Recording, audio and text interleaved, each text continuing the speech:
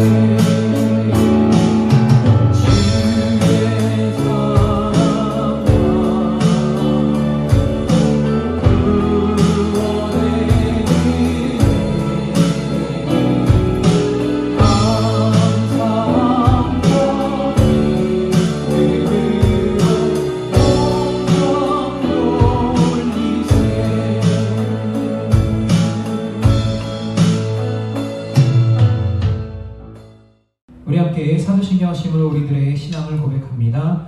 나는 전능하신 아버지 하나님 천지의 창조주를 믿습니다. 나는 그의 유일하신 아들 우리 주 예수 그리스도를 믿습니다.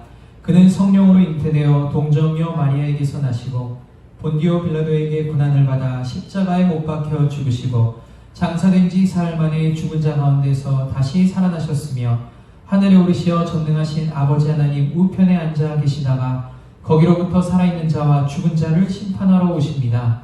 나는 성령을 믿으며 거룩한 공교회와 성도의 교제와 죄를 용서받는 것과 몸의 부활과 영생을 믿습니다. 아멘. 할렐루야, 할렐루야. 우리들의 힘되시고 소망되시는 주님을 찬양하며 거룩하며 나아가기 원합니다. 목마른 사슴 함께 찬양 올려드리도록 하겠습니다.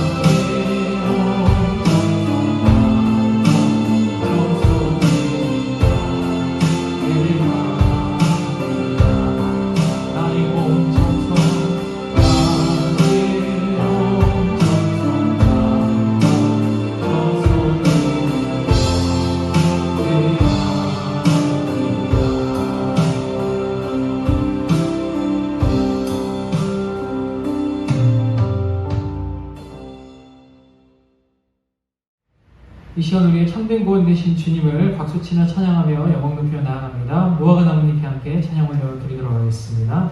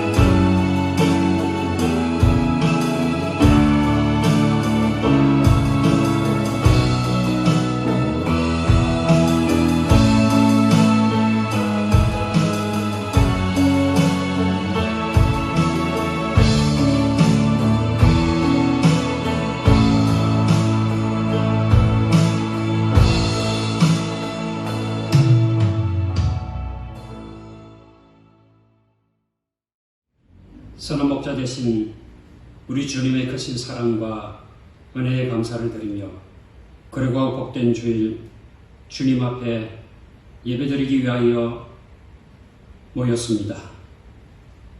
우리의 마음 또 우리의 눈을 열어주심으로 하나님의 임재하심을 바라보게 하시고 신령과 진정으로 하나님의 귀한 보좌 앞으로 나아갈 수 있는 예배로 삼아 주시옵소서.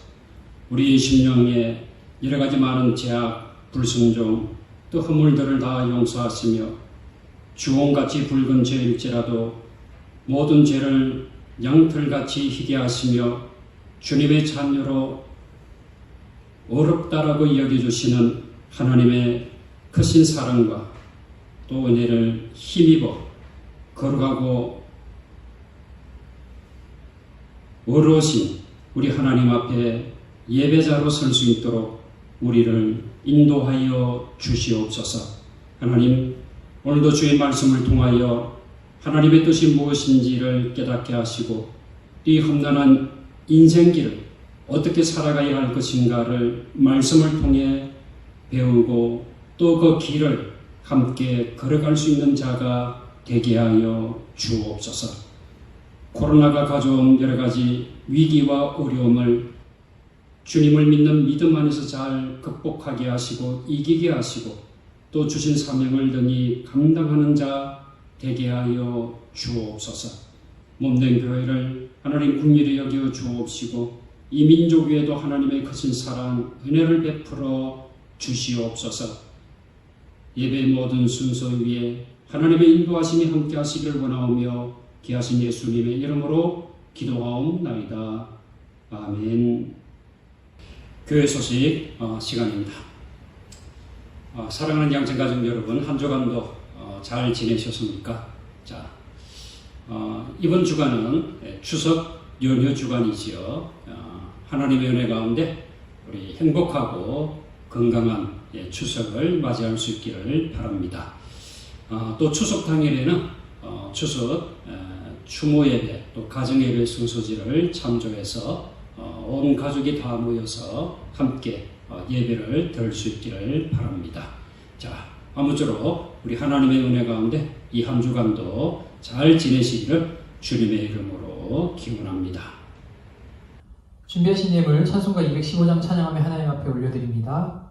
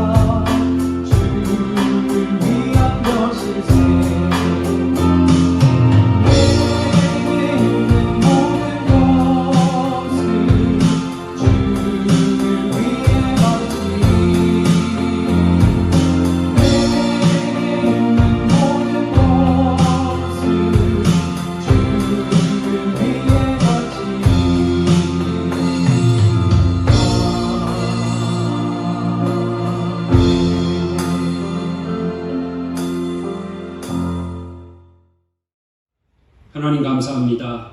오늘도 하나님 앞에 예배를 드리며 귀한 예물을 준비하여 드립니다. 감사의 예물, 또 11조 예물, 주일헌금, 약속의 헌금, 또 여러 가지 모형으로 드리는 이 모든 예물을 하나님 기뻐 받아 주옵소서. 하나님의 거신 사랑에 감사의 마음을 가득 담았습니다. 또 마음의 소원을 담아 드립니다.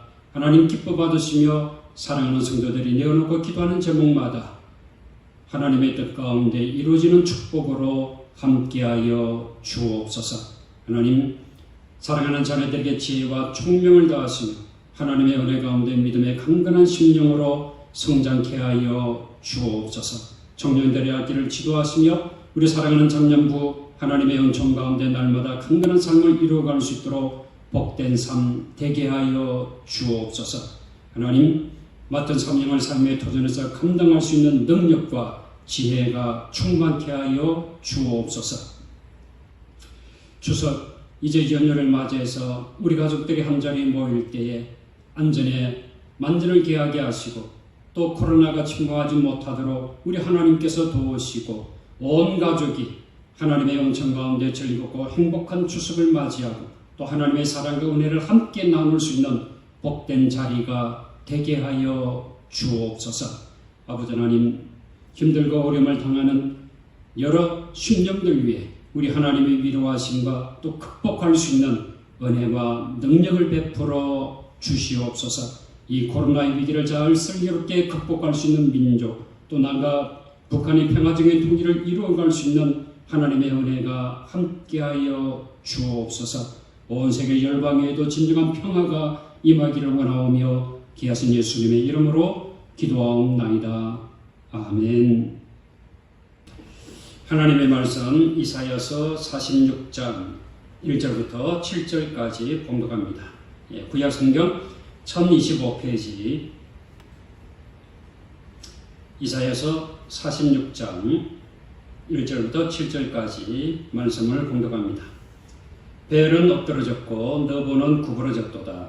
그들의 우상들은 짐승과 가축에게 실렸으니 너희가 떠매고 다니던 그것들이 피곤한 짐승에 묵은 짐이 되었도다. 그들은 구부러졌고 그들은 일제히 엎드러졌으므로 그 짐을 구하여 내지 못하고 자기들도 잡혀가느니라. 야곱의 집이여 이스라엘 집에 남은 모든 자여 내게 들을지어다. 배에서 태어남으로부터 내게 안겼고 태에서 남으로부터 내게 업힌 너희여, 너희가 노년에 이르기까지 내가 그리하겠고 백발이 되기까지 내가 너희를 품을 것이라. 내가 지었은즉 내가 업을 것이요 내가 품고 구하여 내리라. 너희가 나를 누구에게 비기며 누구와 짝하며 누구와 비교하여 서로 같다 하겠느냐.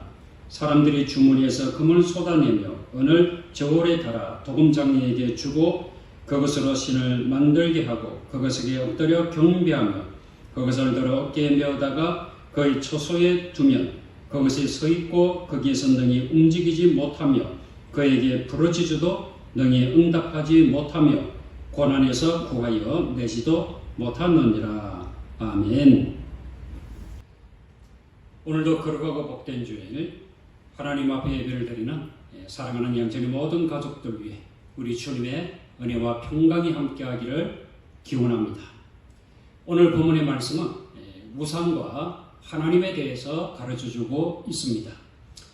우상을 이해하기 위해서 먼저 이 아브라함의 이야기를 들어보시기 바랍니다. 이 이야기는 이 성경에 없는 그냥 전설로 설화로 내려오는 이야기입니다. 여러분, 아브라함의 아버지 데라의 직업이 무엇이었습니까? 이 우상을 만드는 사람이었지요. 그래서 이 아브라함의 집에는 신상을 이렇게 모시는 사당이 있었습니다.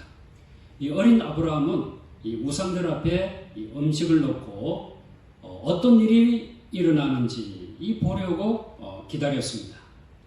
몇 시간이 지났지만 이 아무런 일도 일어나지 않았죠. 자, 아브라함은 도끼로 신상들을 부수고 그 도끼를 제일 큰 우상의 손에 걸쳐 놓았습니다. 아버지가 이제 외출해서 돌아오더니 이 신상들이 산산조각 난 것을 보게 된 거지요. 어찌된 일이냐 아브라함에게 물었습니다. 아브라함은 아버지에게 제가 신들에게 음식을 좀 갖다 드렸더니 신들이 서로 먹겠다고 싸움을 벌였습니다. 그래서 이 제일 큰 신이 작은 신들을 다 죽여버렸습니다. 라고 대답을 했습니다. 아버지가 이 말을 듣고 말하는 거지요. 바보 같은 소리 하지 마라. 이것들은 보지도 못하고 말도 못하며 움직이지도 못하는데 어떻게 이런 일이 일어날 수 있냐? 이것들은 내가 다 손으로 만든 것이야. 라고 눈을 부릅뜨고 아브라함을 쳐다보지. 자, 그러자 아브라함이 아버지, 그렇다면 이것들은 신이 아니잖아요. 하면서 아브라함이 마지막 제일 큰 우상까지 도끼로 부셔버렸다라고 하는 것입니다. 오늘 본문의 말씀을 통해서 하나님은 이스라엘 백성에게 우상이 어떤 존재인가를 말씀하시면서 하나님 자신에 대해서 이스라엘 백성들에게 말씀하고 있습니다. 자, 우리 단계적으로 말씀을 한번 살펴보겠습니다. 첫째, 우상은 진입니다. 오늘 본문 이사야서 46장 1절에 우상의 이름이 나오지요.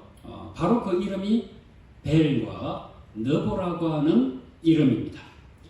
이 벨은 바벨론의 우상, 바벨론 사람들이 섬겼던 우상의 이름이 벨이라고 하는 이름입니다. 그리고 느보는 이 벨의 아들이라고 하는 이름이에요.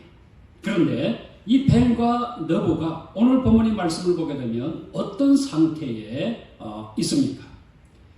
벨은 엎드러졌고 느보는 구부러졌도다 라고 표현하고 있습니다. 이 표현은 지금 바벨론이 바사와의 전쟁에서 패해서 망해서 도망을 가고 있는 상태입니다. 도망가기 위해서 이 바벨론 사람들이 섬겼던 우상인 벨과 느보를 지금 무엇에 지금 싣고서 도망을 가고 있습니까? 바로 이 짐승과 가축에 실었다라고 말씀하고 있죠. 이게 바로 오늘 본문의 말씀 1절과 2절 말씀이에요. 자, 다시 한번 볼까요? 벨은 엎드러졌고 느보는 구부러졌도다. 그들의 우상들은 짐승과 가축에게 실렸으니 너희가 떠매고 다니던 그것들이 피곤한 짐승의 무거운 짐이 되었도다. 그들은 구부러졌고 그들은 일제히 엎드러졌으므로 그 짐을 구하여 내지 못하고 자기들도 잡혀 갔느니라 라고 말씀을 하고 있지요. 자, 이 말씀에서 우상은 짐승들과 이 사람들에게 어떤 존재가 되고 있다라고 말씀하고 있습니까? 그렇습니다. 무거운 짐입니다. 아니, 이 전쟁에 패해서 지금 도망가기에도 피곤한 짐승과 또 이 사람들인데 우상인 이 벨과 느보까지 싣고 가려니까 얼마나 힘들고 어렵고 피곤하겠습니까? 자, 아무튼 자신들을 지켜주고 또 안전하게 보호해 주리라 믿었던 우상이 오히려 자신들의 무거운 짐이 되었다라고 하는 것입니다. 그럼에도 불구하고 오늘날 인간들은 끊임없이 우상을 만들고 있습니다. 이스라엘 역사를 보면 이 우상 숭배의 문제가 계속해서 반복되었던 것을 알 수 있지요. 이 우상 숭배로 이스라엘 백성들은 언제나 하나님께 혼이 나기도 했습니다. 왜 인간은 이처럼 우상을 끊임없이 만드는 것일까요? 그 이유는 인간의 탐욕 때문입니다. 자신의 욕망을 채우기 위해 우상을 만드는 것입니다. 자신 안에 있는 이 이기적 욕망을 제대로 처리하지 못하면 이것을 채우기 위해서 우상을 만들어내는 것이지요. 하지만 결국은 이 인간, 자기 자신이 만들어낸 우상에 의해서 인간은 끌려가게 되어 있습니다. 자기 자신의 행복과 안전을 위해 벨과 느보를 만들었는데 나중에는 그 우상들이 사람의 짐이 되었다라고 하는 것입니다. 그래서 하나님께서는 이 이스라엘 백성들에게 우상과 이 하나님 자신을 비교하지 말라고 말씀합니다. 이사야 46장 5절이지요. 너희가 나를 누구에게 비기며 누구와 짝하며 또 누구와 비교하여 서로 같다 하겠느냐. 자, 여러분 보세요. 여호와 하나님은 사람이 만든 우상과 다르십니다. 이방의 신들은 생명이 전혀 없는 정말 나무 조각으로 만들어진 존재죠. 아니, 전쟁을 피하여 도망갈 때 수레에 실어서 가야 합니다. 이 묵은 우상을 실은 가축을 피곤하게만 만드는 묵은 짐이 될 뿐입니다. 뿐만 아니라 이 가축을 끌고 가는 사람도 마찬가지이지요. 묵은 짐에 불과한 이 우상이 피곤해 지친 사람에게 무슨 위로와 힘을 줄 수 있겠습니까? 자, 우리 이사야 46장 오늘 본문의 말씀 6절과 7절을 다시 한번 볼까요? 사람들이 주머니에서 금을 쏟아내며 어느 저울에 달아 도금장이에게 주고 그것으로 무엇을 만들게 하고? 신을 만들게 하고 그것에게 엎드려 경배하며 그것을 들어 어깨에 메어다가 그의 처소에 두며 그것이 서 있고 거기에서 능히 움직이지 못하며 그에게 부러지지도 능히 무엇하지 못하며 응답하지 못하며 고난에서 구하여 내지도 못하느니라 라고 말씀을 하고 있지요. 자, 여러분 참으로 우습지 않습니까? 자, 자기들이 만든 것에 잘 봐달라고 절을 해요. 그러나 나중에는 그것이 오히려 자신에게 무거운 짐으로 돌아오고 있는 것입니다. 그런데 문제는 우리도 신앙생활을 제대로 하지 않으면 나름대로 자신만의 우상을 만들고 그 우상에게 자신의 안정과 생명을 의지하고 살아갈 수 있다라고 하는 것입니다. 어떤 교회의 집회에서 성도들에게 여러분의 자녀를 위해서 예수를 믿는 분 아멘 하십시오 라고 하니까 아멘 하더랍니다. 사업이 잘 되기를 위해서 예수를 믿는 분 아멘 하십시오 라고 하니까 역시 큰 소리로 아멘 이라고 하더랍니다. 건강하게 잘 먹고 잘 살기 위해서 예수를 믿는 분 아멘 하십시오 라고 하니까 더 큰 소리로 아멘이라고 하더랍니다. 그런데 하나님을 위해서 예수를 믿는 분 아멘 하십시오 라고 하니까 조용하더랍니다. 가만히 있더라라고 하는 거예요.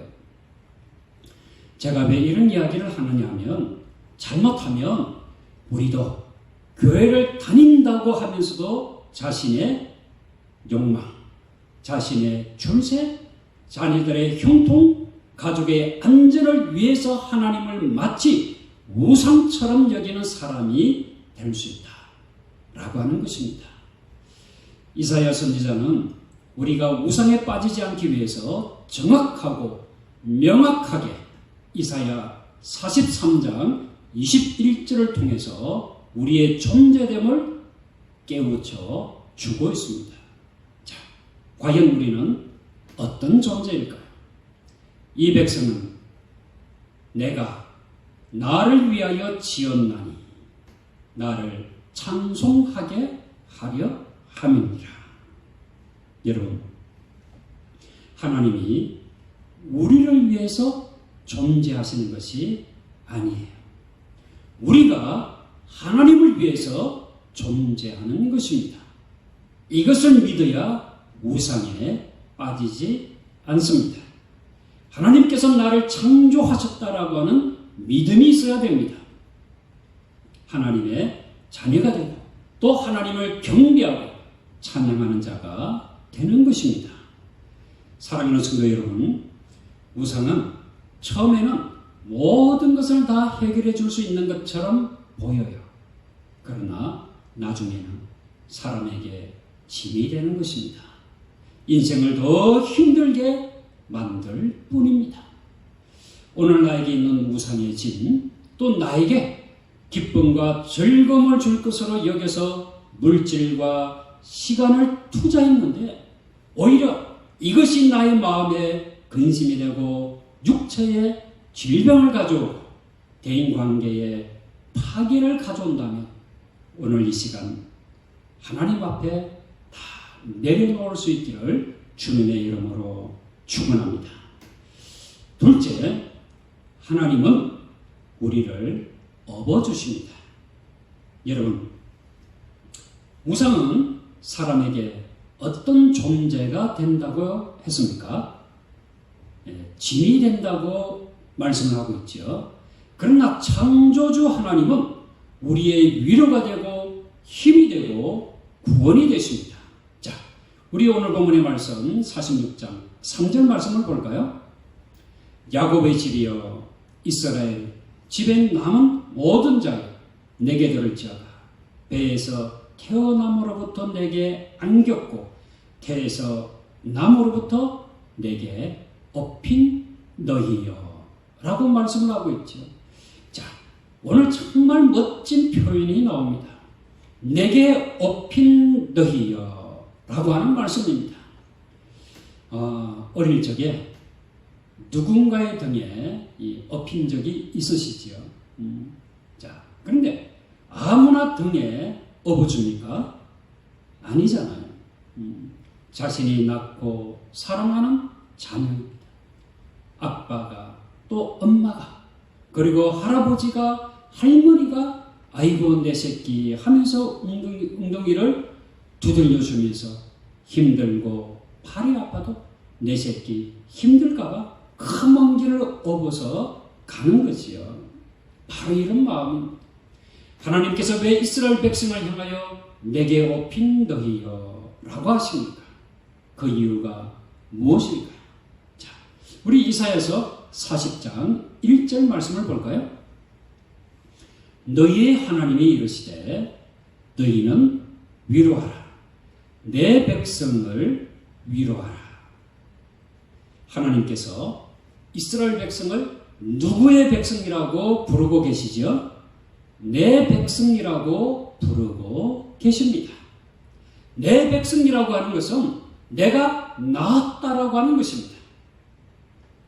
당신이 지으시고 또 낳으셨으니 태에서 남으로부터 안아주셨고 태에서 남으로부터 업어주시는 것입니다.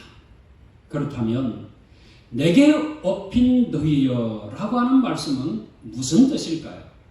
무슨 의미일까요? 바로 관계를 의미합니다. 어머니와 자식 간의 관계를 말하는 거지요. 하나님이 낳으셨다라고 하는 겁니다. 이스라엘은 내 배에서 난 내 자식이라고 하는 말씀입니다. 그렇다면 아브라함이 믿음으로 의롭다 여김을 받고 하나님의 자녀가 되어진 것처럼 저와 여러분도 예수 그리스도를 믿음으로 하나님으로부터 태어난 하나님의 백성입니다. 예수 그리스도를 믿고 영접한 자는 하나님의 자녀가 되는 권세를 주셨기 때문입니다. 여러분, 예수 그리스도를 하나님의 아들, 우리의 구세주로 믿으십니까? 믿으신다면 하나님의 자녀임을 믿으시기를 바랍니다. 하나님의 자녀는 하나님의 등에 업힐 자격이 있습니다. 특권이 있는 것이요. 그렇다면 이제 결단이 남았습니다. 우리가 똑같이 한평생을 살아가는데 하나님의 등에 업혀서 살 것인가? 아니면 내 힘으로, 내 능력으로 살 것인가? 이것도 저것도 아니면 우상을 의지하며 살 것인가? 하는 것입니다.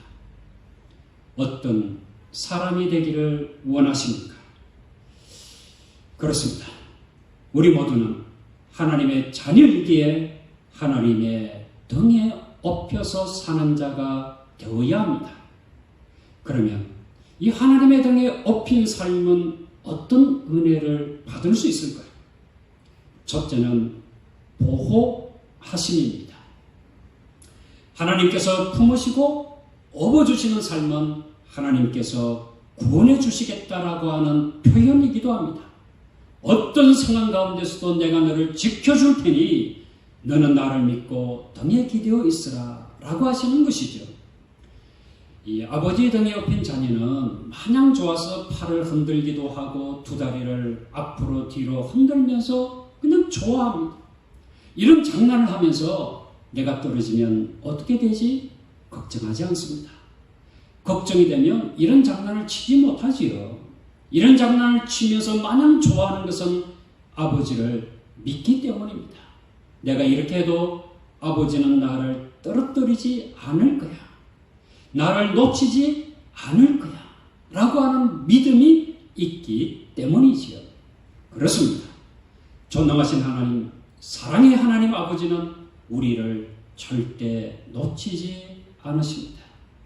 때론 우리가 끊임없이 하나님 아버지의 손을 놓았다 쥐었다 하지만 하나님은 나의 상황과 상관없이 언제나 늘 편함없이 나를 확 붙들고 계심을 믿으시기를 바랍니다.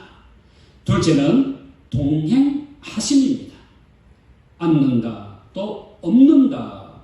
이 확실한 동행의 약속이지요. 어떤 어려움 속에서도 하나님은 동행하겠다라고 약속하시는 말씀입니다. 특별히 이 위기의 순간에 도움이 되시겠다라고 하는 말씀이지요. 하나님은 우리를 고통 가운데 내버려 두시는 분이 아닙니다. 그렇다고 그 고통 자체를 제거해 주시지는 않습니다. 다만 우리 손을 붙들고 고통을 뚫고 지나가 주신다라고 약속하시는 것입니다. 자, 우리 한번 확인해 볼까요? 이사야서 43장 2절과 3절 상반절 말씀까지만 보겠습니다. 너가 물 가운데로 지날 때 내가 너와 함께 할 것이라. 강을 건널 때에 물이 너를 침몰하지 못할 것이며 내가 불 가운데로 지날 때도 타지도 아니할 것이 불꽃이 너를 사르지도 못하리니 대전하는 여호와 내 하나님 이스라엘의 거룩한 이요 너의 구원자임이라. 정말 이 강력한 하나님의 보호하심이며 동행하심입니다. 이미 이 구약 성경에는 이런 하나님 아버지의 보호하심과 동행하심을 경험한 사람들이 있습니다. 바로 사드락, 메삭, 아벳느고 그리고 다니엘이지. 이들이 풀물불이나 사자굴 속에 들어갔을 때에도 하나님 아버지는 이들을 품에 안아주셨습니다. 이스라엘 백성이 강을 건널 때에도 하나님은 그들을 품에 안으시고 등에 업어주셨습니다. 사랑하는 성도 여러분, 하나님의 자녀임을 감사할 수 있기를 바랍니다.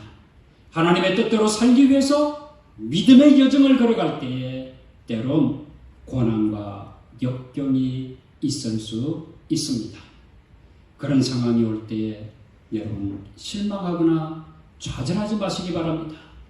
그 이유가 뭐지요? 하나님께서 저와 여러분을 품어주시고 업어주신다라고 약속하셨기 때문입니다. 어떤 상황 속에서도 하나님 아버지의 품어주심과 업어주심을 경험할 수 있는 저와 여러분 되어지기를 주님의 이름으로 축원합니다. 셋째, 하나님은 노년에 이르기까지 약속하셨습니다. 이 하나님의 자녀를 보호해 주시고 동행해 주시는 은혜, 이런 좋은 축복을 언제까지 해 주실 것인가?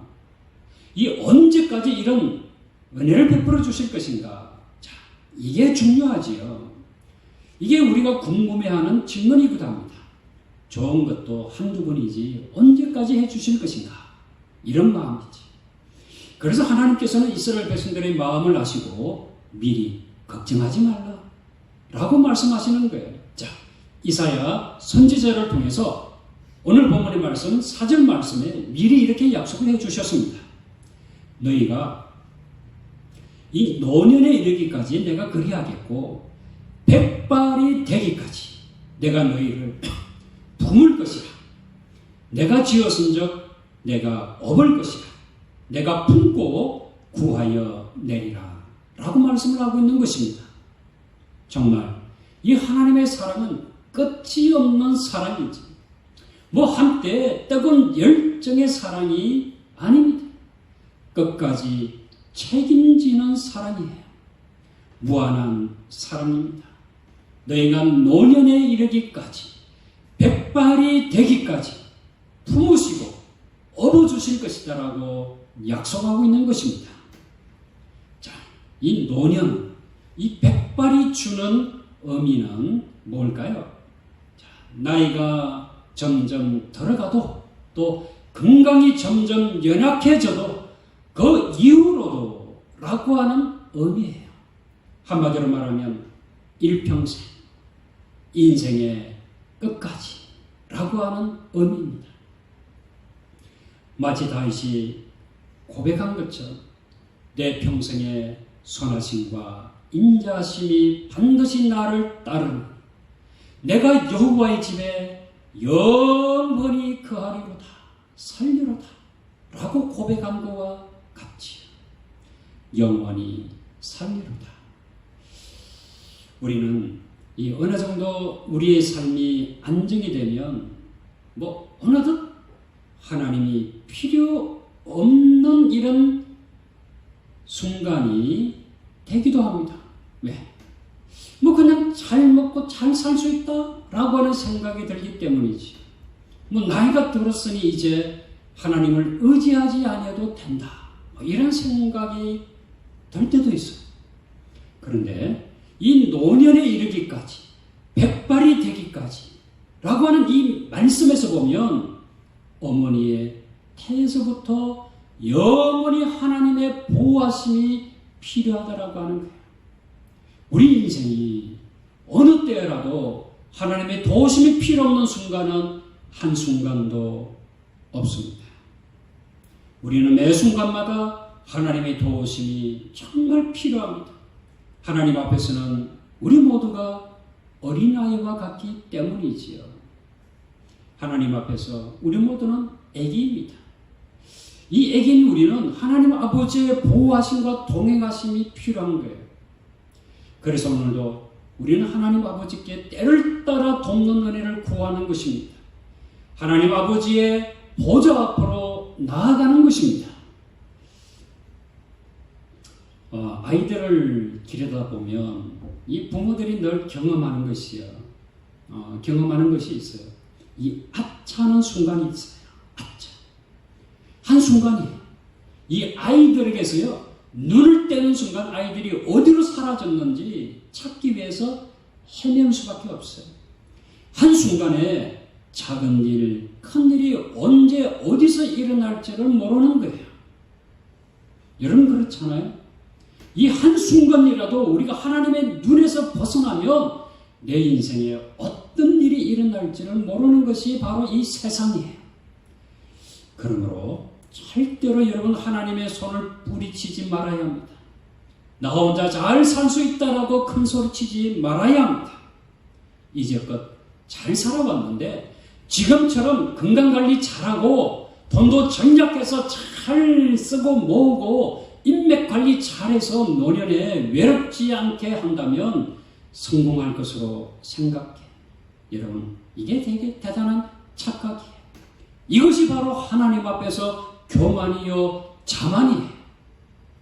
가장 복된 인생은 겸손하게 존엄하신 하나님 아버지의 품에 안기는 인생입니다. 승리하는 인생은 하나님 아버지의 등에 업히는 인생입니다. 자, 여러분 걷는 자 위에 뛰는 자가 있어요. 이 뛰는 자 위에 누가 있죠? 나는 자가 있어요. 이 나는 자 위에 어떤 자가 있을까요? 나는 자에 붙어 다니는 자가 있는 거예요. 어떻게 보면 좀 볼품이 없어 보이죠? 그러나 이 붙어 다닌다고 해서 폼은 없어 보여요. 그러나 가장 신속이 있는 인생이에요. 저와 여러분은 하나님의 등에 업혀서 붙어 다니는 자가 되기를 바랍니다. 아빠의 등에 업혀 신나게 노는 아이처럼 모든 근심과 걱정의 짐은 하나님 아버지께 맡기고 인생을 즐겁게 신나게 사는 자가 되기를 바랍니다. 사랑하는 성도 여러분, 추석을 맞이해서 우리의 가정에 또 나의 삶에 묵은 짐이 되는 우상을 다 버리시기를 바랍니다. 잘못된 생활 습관, 나쁜 집착도 우상이 될 수 있습니다. 그러나 하나님 아버지는 우리의 짐을 대신 져주시는 분입니다. 우리를 품어주시고 업어주십니다. 우리가 노년에 이르기까지, 백발이 되기까지 영원히 우리와 동행해 주시는 분입니다. 이런 사랑과 은혜의 하나님, 이 아버지를 믿고 사는 자가 되었음에 감사하고 찬양하고 경배하는 저와 여러분 되어지기를 주님의 이름으로 축원합니다. 기도하겠습니다. 험난한 인생길 속에서도 우리를 품어주시고 등에 업어주시는 하나님 감사와 영광을 돌립니다. 아브라함이 하나님을 믿음에 그를 어렵게 여겨주시고 믿음의 조상으로 삼으신 것처럼 우리 또한 하나님께서 보내신 예수 그리스도를 믿음으로 하나님의 자녀, 하나님의 백성이 되어졌음을 감사드립니다. 하나님께서 하나님의 백성을 품으시고 업어주심으로 이 험난한 인생길에 보호하시고 동행해 주심을 약속하신 말씀 우리가 감사히 받아들이고 믿으며 주님의 품에 안겨 또 주님의 등에 업혀서 우리의 인생길을 믿음으로 마지막 순간까지 장식할 수 있는 자 되게 하여 주옵소서. 우리 민족의 고유의 명절인 추석을 맞이합니다.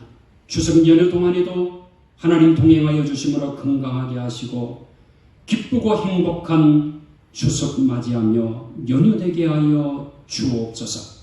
이 민족에도 풍성케 하시는 하나님의 축복하심이 함께하여 주옵소서.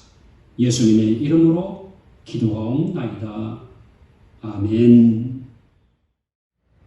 소인 찬송으로 찬송가 304장 찬양하도록 하겠습니다.